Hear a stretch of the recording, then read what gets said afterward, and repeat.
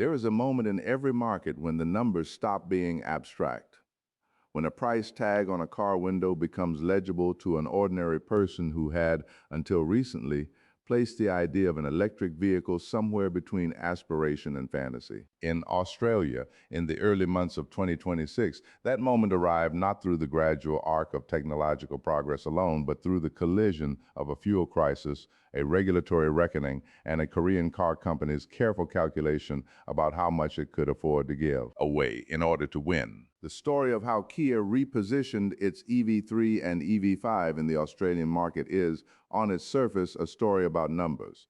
A reduction of roughly $5,000 on the EV3 Air Standard Range, bringing its drive-away price down to $46,990 for model year 2025 stock. A similar intervention on the EV5, slipping its entry-level Air Standard Range beneath the $50,000 threshold to $49,990.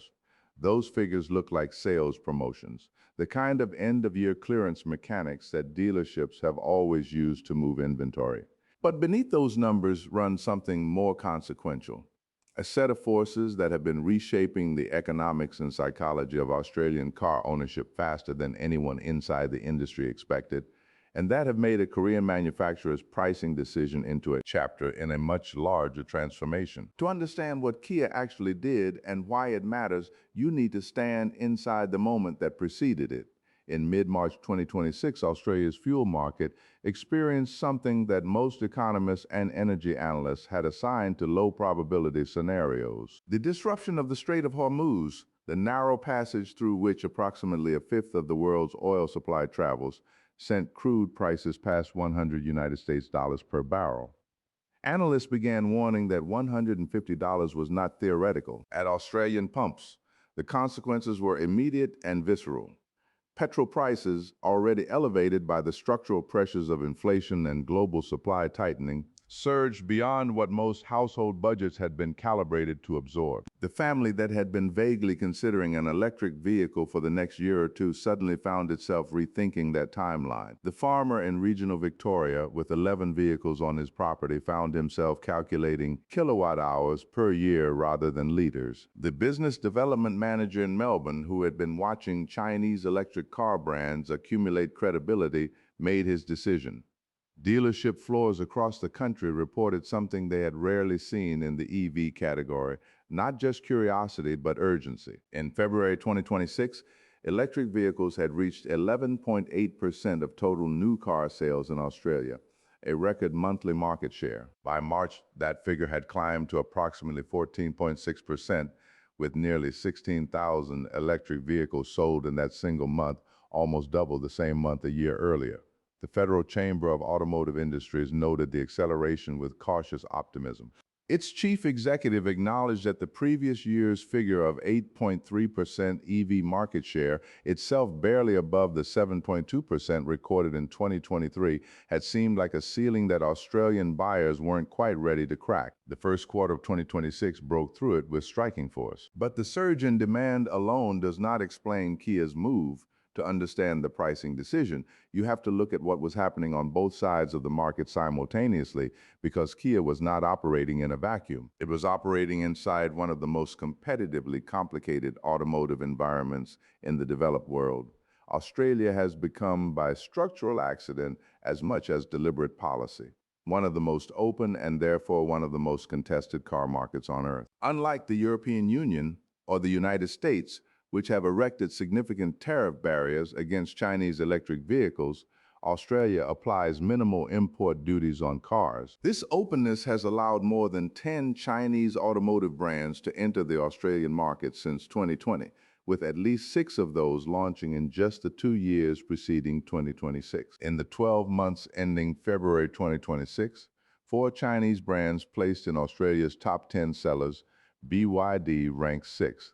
Great Wall Motor ranked 7th, Chery and MG followed close behind. In a single month, China overtook Japan as Australia's largest source of new cars by volume, a milestone that would have seemed implausible to industry observers even 3 years earlier. For a brand like Kia, this created a specific and uncomfortable problem.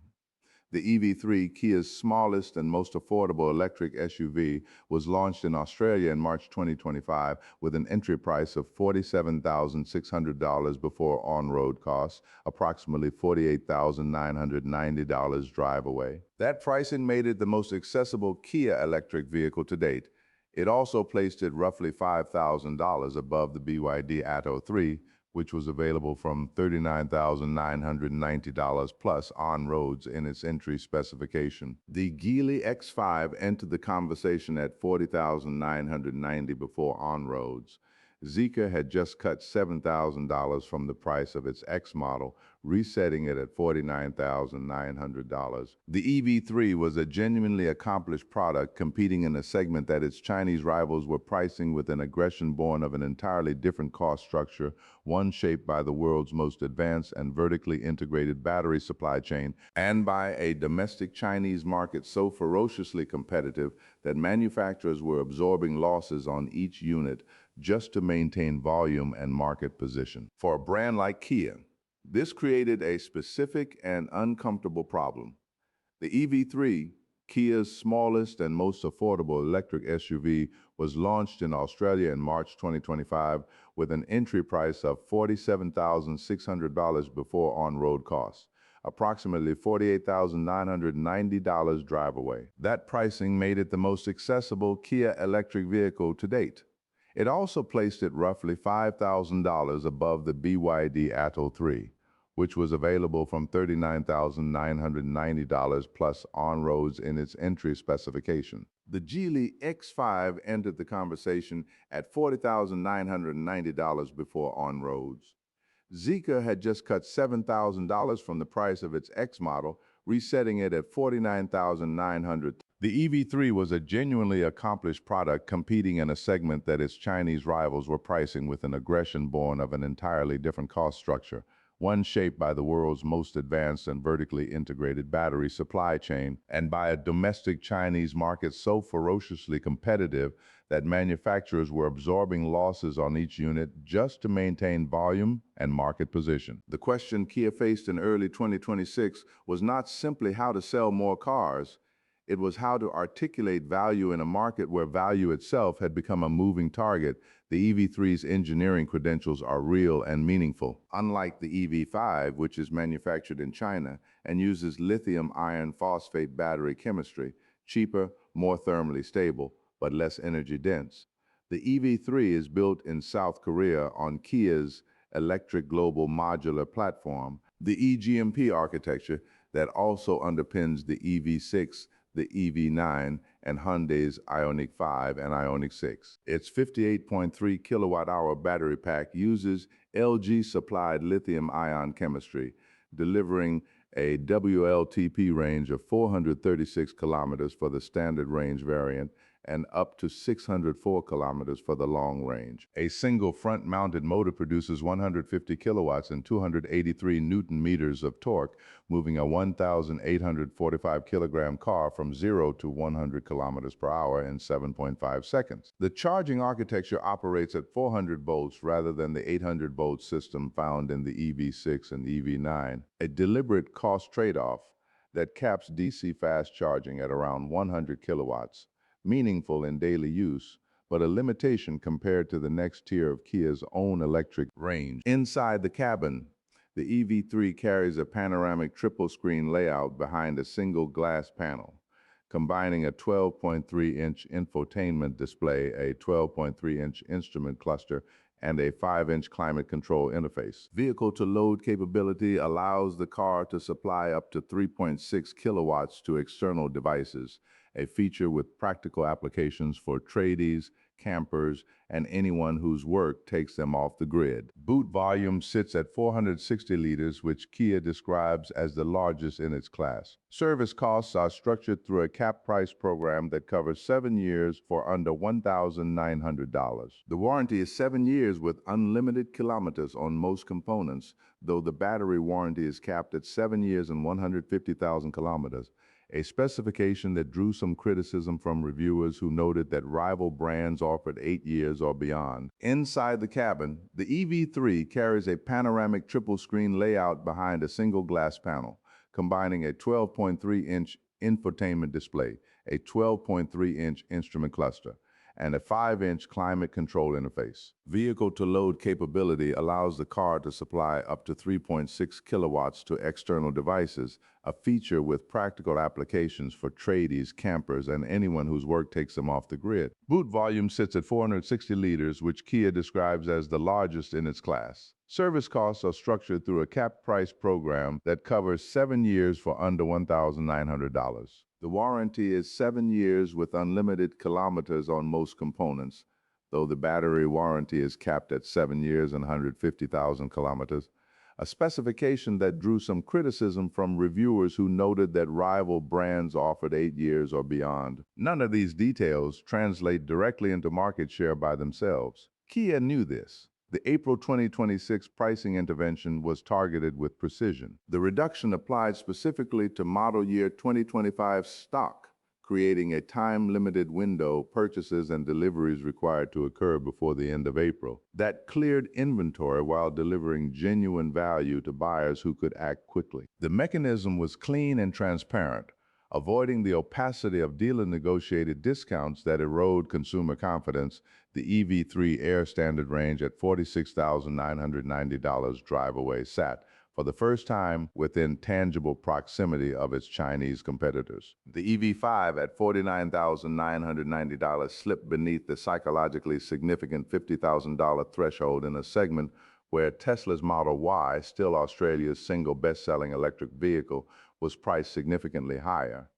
The maneuver was not a panic move. It was a calibrated response to a very specific inventory and competitive reality timed to coincide with a demand surge that Kia could not have engineered but was clearly prepared to exploit. To grasp what this moment reveals about the broader market, it helps to look at the regulatory dimension, because the competitive pressures on Australian car companies in 2026 are not only market-driven, they are increasingly government-mandated. Australia's new vehicle efficiency standard came into mandatory effect on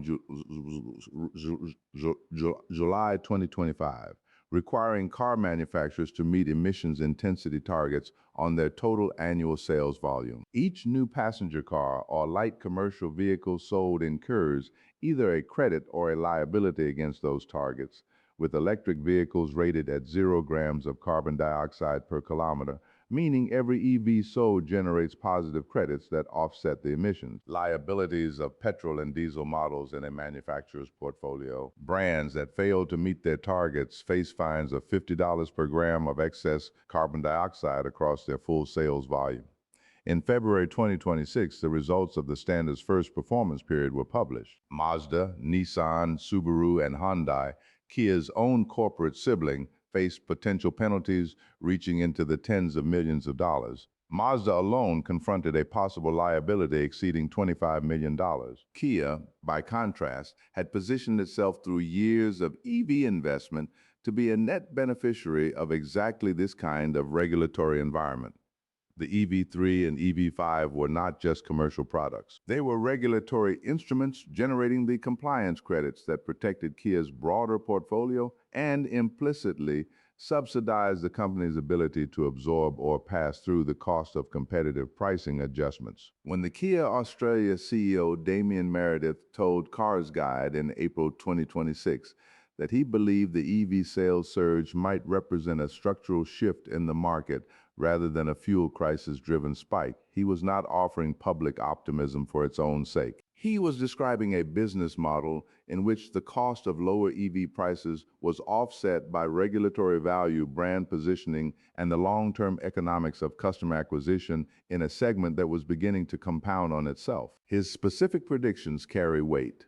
Meredith suggested that EV representation in total Australian new car sales, which had reached above 20% in the months following the fuel crisis, was unlikely to return to the 8 or 12% range of earlier years. He placed the structural floor somewhere between 25 and 40%. That range is broad enough to acknowledge genuine uncertainty, but the logic behind it deserves to be taken seriously. Australia's prior EV adoption growth had been slow, partly because the price of EVs remained elevated relative to petrol equivalents, partly because charging infrastructure outside major metropolitan areas remained patchy, and partly because consumer familiarity with the technology was limited. Each of those constraints had been shifting quietly for years. What the fuel crisis of early 2026 did was compress the timeline, forcing consumers to make a cost comparison calculation that many had been deferring. For a significant portion of those who made that calculation, the result was no longer ambiguous. Hyundai reported a 158% increase in EV supply demand in the second quarter of 2026. Chinese brand Chery reported that electrified vehicles had reached approximately 70% of its total Australian sales. Kia's own split moved to roughly 40% all-electric, 30% hybrid, and 30% pure combustion. These are not gradual shifts. They represent a reorganization of buyer preference at a pace that car companies build their model cycles and dealer networks around.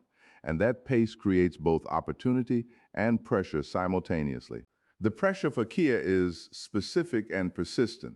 The Chinese manufacturers competing with the EV3 and EV5 are not retreating. BYD's average vehicle price reductions in China reached a record 10% in March 2026, according to data compiled by Bloomberg, a consequence of domestic production capacity operating at roughly half utilization and a price war that shows no sign of resolution. That internal Chinese pressure is being exported to markets like Australia precisely because those markets offer relatively unencumbered access and the prospect of sustainable margins, even at prices that undercut established Korean and European brands. Tu Lei, founder of Sino Auto Insights, has described Australia as a pressure release valve for Chinese manufacturers struggling with domestic oversupply and as a testing ground for strategies they intend to deploy in larger Western markets. The absence of meaningful tariff barriers, which the Australian government has so far not moved to impose despite Prime Minister Anthony Albanese's warnings to new market entrants about service standards and fair practices,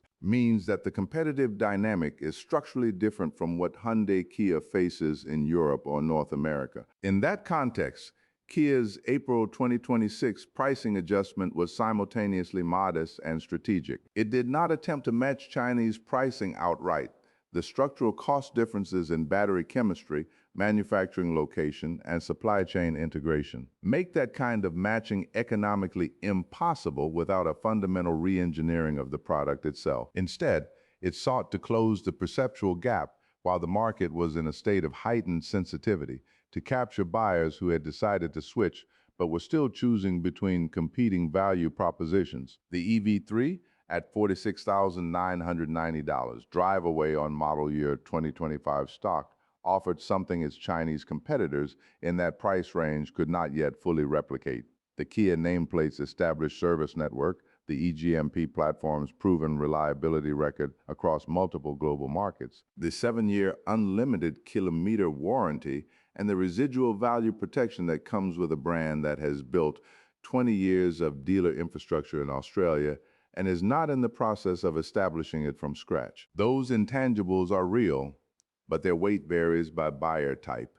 The consumer who already trusts Kia, who has serviced a Sportage or a Cerato at their local dealership and values that relationship, will price that trust into their decision. The consumer evaluating their first electric vehicle purchase on pure dollar per kilometer logic may reach a different conclusion. Kia's pricing move was, at some level, an acknowledgement that both buyer types exist in significant numbers right now, and that reaching the second group required a price signal they could respond to without requiring a leap of faith. The broader question that Kia's move forces into view is one that the Australian automotive industry is beginning to confront with a seriousness it has not previously demonstrated. The transition to electric vehicles is no longer a forecast to be debated. It is a current reality whose pace is now being set by forces geopolitical, regulatory, competitive, and economic that are largely outside any individual company's control. The fuel price shock of early 2026 accelerated a transition that was already underway, revealing latent demand that had been suppressed by the upfront cost differential between electric and combustion vehicles. The NVES created a compliance architecture that penalizes hesitation and rewards early electrification. The Chinese manufacturers compressed the price floor in a way that incumbent brands have no credible path to matching through conventional cost cutting alone. What Kia did in April 2026 was respond to all of these forces simultaneously with a single legible gesture. It made its most accessible electric vehicles more accessible at the precise moment when accessibility was the most powerful thing it could offer. Whether that gesture will be remembered as a pivotal moment in the company's Australian history or as one tactical response among many in a prolonged competitive struggle is a question that the sales data from May, June, and beyond will begin to answer. What is already answerable, though, is the nature of the shift that surrounds this decision. Australia, which had for years been described by EV advocates as a laggard among developed economies, held back by thin charging infrastructure, a cultural attachment to large combustion vehicles, low population density outside its coastal cities, and a policy environment that was slower than most comparable nations to impose fuel efficiency requirements, has, in the space of a few months in 2026, begun to move at a pace that most analysts had assigned to a later decade. The Kia EV3 at $46,990 and the EV5 at $49,990 are not the reason for that movement. They are a symptom of it and a measure of how seriously one of the world's most prepared electric vehicle manufacturers is taking it. When Damien Meredith says, "The market will not go back," he is not making a sales pitch. He is reading the same data that every other CEO in the industry is reading and drawing the same conclusion that the economics of hesitation have become more costly than the economics of commitment. The specific numbers on the price tag may be temporary, but the moment they represent the moment when a Korean car company calculated that it could afford to give something away in order to win something larger is the kind of moment that markets remember long after the promotion ends.